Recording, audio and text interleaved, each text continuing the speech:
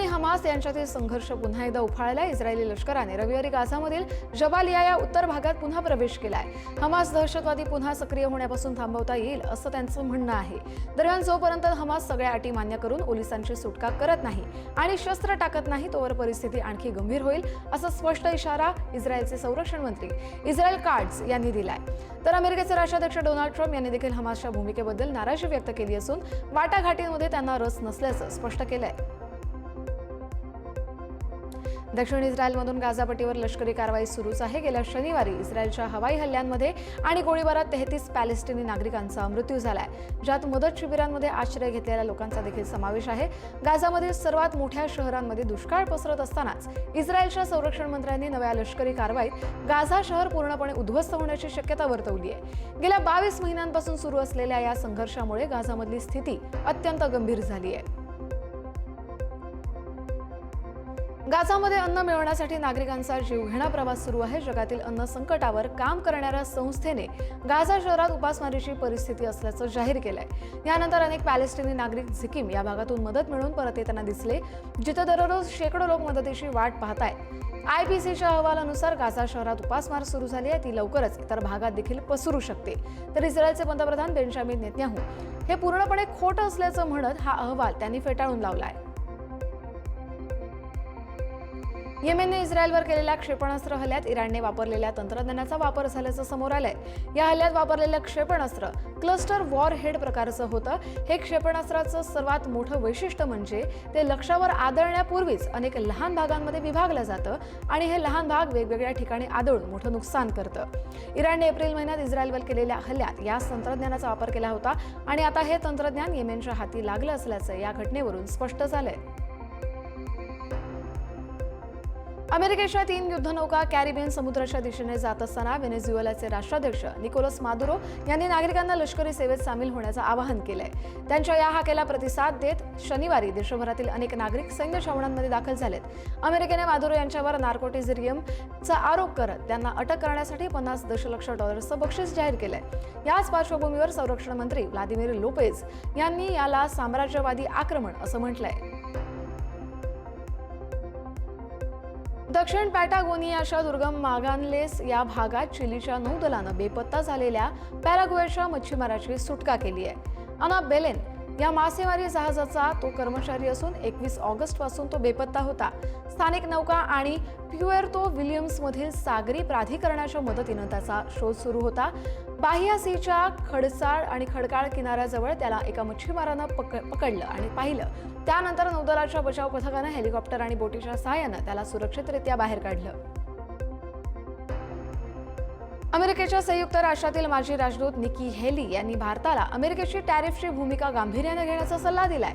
रशियाकडून तेल खरेदीचा मुद्दा आणि टॅरिफवरील वाद यावर भारताने अमेरिकेचे राष्ट्राध्यक्ष डोनाल्ड ट्रम्प यांच्याशी लवकरात लवकर चर्चा करावी. दोन्ही देशांनी मिळून यावर तोडगा काढावा अशी भूमिका निकी हेली यांनी मांडली आहे. दोन्ही देशांच्या संबंधांमध्ये बिघाड झाल्यास चीनला याचा फायदा होण्याची शक्यता देखील हेली यांनी वर्तवली आहे. भारत आणि पाकिस्तानने एकमेकांच्या विमान कंपन्यांसाठी हवाई हद्द बंद ठेवण्याच्या निर्णयाची मुदत 24 सप्टेंबरपर्यंत वाढवली आहे. भारताच्या विमान वाहतूक अधिकाऱ्यांनी जारी केलेल्या नवीन नोटीस टू एअरमेन नुसार हा निर्णय घेण्यात आलाय. दुसरीकडे पाकिस्तानने देखील असाच पवित्रा घेतलाय. या निर्णयामुळे दोन्ही देशांमधील हवाई मार्गांवरील कोंडी 5व्या महिन्यात देखील कायम राहणार आहे. एप्रिलमधील पेहलगाममधल्या दहशतवादी हल्ल्यानंतर भारत पाकिस्तान संबंधात कटुता आली होती. यानंतरच पाकिस्तानने 24 एप्रिलपासून भारतीय विमानांसाठी आपली हवाई हद्द बंद केली आहे.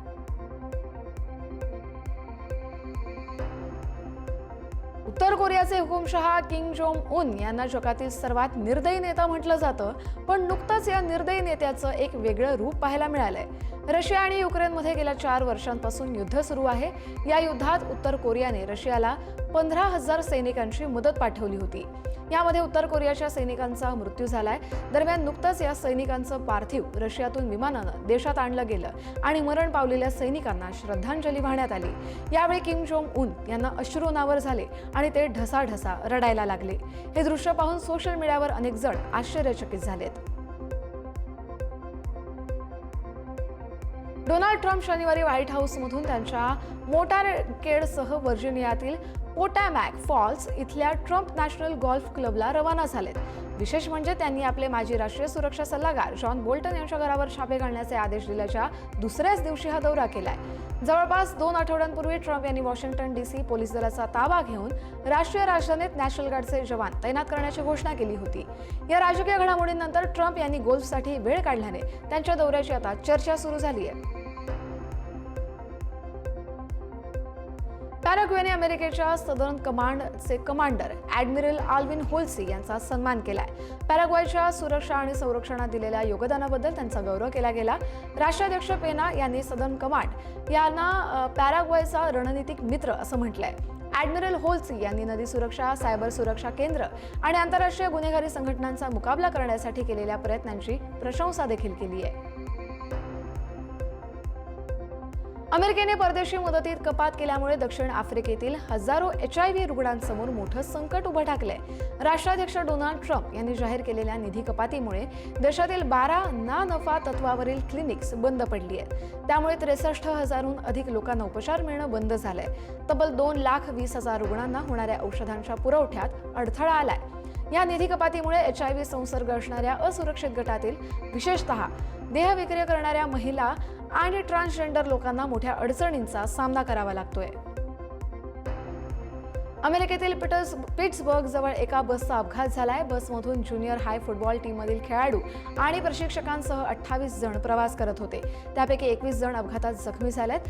अपघात रस्त्यावरील एका धोकादायक वळणावर झाला. अपघाताचं नेमकं कारण शोधण्यासाठी सध्या तपास सुरू आहे अशी माहिती पोलिसांनी दिली आहे. तसंच सध्या संघाच्या फेसबुक पेजवर खेळाडू आणि प्रशिक्षकांसाठी प्रार्थना करण्याचं आवाहन करण्यात आलंय. जर्मनीत भारताच्या स्वातंत्र्य लढ्यातील महत्त्वपूर्ण परंपरांचा संगम घडवणारा एक मिलाप बघायला मिळाला. हिंदू मंदिर एल्मशोर्न श्लेविक होल्स्टीन इथे लोकमान्य बाळ गंगाधर टिळक यांचं 5व्या पिढीजात वंशज डॉक्टर रोहित टिळक यांनी नेताजी सुभाषचंद्र बोस यांचे पणतू श्री सूर्यकुमार बोस यांची भेट घेतली आहे. जर्मनीत त्यांच्या पिढ्यांची ही पहिलीच अशी ऐतिहासिक भेट ठरली आहे. या प्रसंगी अनेक प्रतिष्ठित व्यक्ती आणि समाजनेते उपस्थित होते. डॉक्टर टिळक त्यांनी त्यांच्यासोबत मूळ पुणेरी पगडी देखील आणली होती. ही पगडी भारताबाहेर प्रथमच प्रदर्शित झाली. त्यानंतर दोघांनी देखील तिथल्या भारतीय समुदायाला गणेश चतुर्थीच्या शुभेच्छा दिल्या. सोशल मीडियावर एक भन्नाट प्रपोजचा व्हिडिओ व्हायरल होतोय. प्रियकराने प्रेयसीला प्रपोज करताना अचानक मागून ज्वालामुखीचा उद्रेक झाला. एक युवक आपल्या मैत्रिणीला डोंगर शिखरावर प्रपोज करतो. मैत्रीण आनंदाने हो म्हणते आणि त्याच क्षणी दूरवरचा ज्वालामुखी धगधगत्या लाव्हासह फुटतो. या व्हिडिओवर नेटकऱ्यांनी भन्नाट प्रतिक्रिया देखील दिल्या. काहींनी तर या क्षणाला पृथ्वीनेच मान्यता दिल्यासारखं म्हटलंय. या दोघांचा स्टॉर्म चेझिंगचा समान छंद असल्यामुळे तो क्षण त्यांच्या आयुष्यातील अनोखा आणि अविस्मरणीय असा ठरलाय. सध्या सोशल मीडियावर अनोख्या लग्नाची चर्चा सुरू आहे. फेनिल नावाच्या वराने लग्नासाठी घोडे किंवा आलिशान कारऐवजी एका खास कस्टमाइज्ड काळ्या कारची निवड केली आहे. ही कार हॉलिवूडच्या बॅट मोबाईलची आठवण करून देते. फेनिल आपल्या खास बॅटमॅन कारच्या छतावर बसून वरातीत उत्साहात नाचत येतोय. या हटके एंट्रीने सगळ्यांचंच लक्ष वेधून घेतलंय. फेनिलने आपल्या लग्नाचा दिवस अविस्मरणीय बनवण्यासाठी ही अनोखी कल्पना वापरली आहे.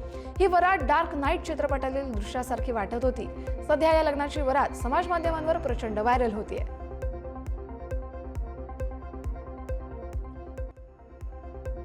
विरोधी पक्षनेते राहुल गांधी यांनी बिहारमध्ये सुरू असलेल्या मतदार अधिकार यात्रेत सहभाग घेतला. या यात्रेच्या 8व्या दिवशी राष्ट्रीय जनता दलाचे नेते तेजस्वी यादव हे देखील सहभागी झाले. या यात्रेचा मुख्य उद्देश मतदारांचे अधिकार सुरक्षित ठेवणे आणि मतचोरी विरोधात आवाज उठवणे असा आहे. राहुल गांधी आणि तेजस्वी यादव यांनी एकत्र येऊन इंडिया आघाडीची बिहारमधील ताकद दाखवली. दोन्ही नेत्यांनी आगामी निवडणुकीसाठी रणशिंग फुंकलं असून यांचं संयुक्त नेतृत्व महत्त्वपूर्ण मानलं जातंय. लोकसभेतील विरोधी पक्षनेते राहुल गांधी वोट चोरीला विरोध करणाऱ्या यात्रा काढतात आणि त्याच दरम्यान राहुल गांधी आणि तेजस्वी यादव यांनी बिहारमध्ये वोटर अधिकार यात्रेनिमित्त बाईक रॅली काढली. बाईक रॅली सुरू असताना एका व्यक्तीनं अचानक राहुल गांधींच्या बाईक जवळ जाऊन राहुल गांधी यांना मिठी मारली आणि गालावर चुंबन घेण्याचा प्रयत्न केला. मात्र लगेच सुरक्षा रक्षकांना त्या व्यक्तीला तात्काळ बाजूला ओढलं आणि जोरात कानशिलात लगावली. हा संपूर्ण घटनेचा व्हिडिओ समाज माध्यमांवर आता तुफान व्हायरल होतोय. महाराष्ट्राचे राज्यपाल आणि एनडीएचे उपराष्ट्रपती पदाचे उमेदवार CP राधाकृष्णन यांचा उद्या मुंबईत सन्मान केला जाणार आहे। राजभवनात मुख्यमंत्री देवेंद्र फडणवीस, उपमुख्यमंत्री एकनाथ शिंदे आणि उपमुख्यमंत्री अजित पवार यांच्या हस्ते हा सत्कार पार पडेल। CP राधाकृष्णन यांनी राज्यपाल म्हणून चांगलं काम केल्याने महायुतीच्या वतीने हा सन्मान होणार आहे। सत्कार समारंभाला महायुतीचे सगळे आमदार उपस्थित राहण्याची देखील माहिती समोर आली आहे। भारत सरकार हवाई दल आणि नौदलाची ताकद वाढवण्यासाठी 2 मोठे करार करणार आहे। पहिला करार संरक्षण मंत्रालय आणि माझगाव डॉक यार्ड्स लिमिटेड यांनी जर्मनीकडून 6 पाणबुड्या खरेदी करण्याचा आहे, तर प्रोजेक्ट 75 इंडिया अंतर्गत भारतात बांधल्या जाणाऱ्या या पाणबुड्यांच्या खरेदीसाठी वाटाघाटी सुरू करण्यास सरकारने मान्यता दिली आहे। तर दुसरा करार इस्रायली रॅम्पेज हवेतून जमिनीवर मारा करणाऱ्या क्षेपणास्त्रांचा मोठा साठा खरेदी करण्याबद्दल असेल। पाकिस्तानमधील मुरिदके आणि बहावलपूर इथल्या दहशतवादी मुख्यालयांवर अचूक हल्ल्यांमध्ये रॅम्पेज क्षेपणास्त्रांचा वापर करण्यात आला होता।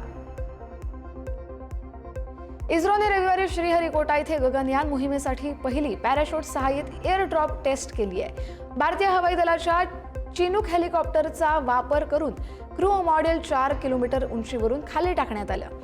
या चाचणीचा उद्देश गगनयान मोहिमेपूर्वी पॅराशूटची विश्वासार्हता तपासणं हा होता।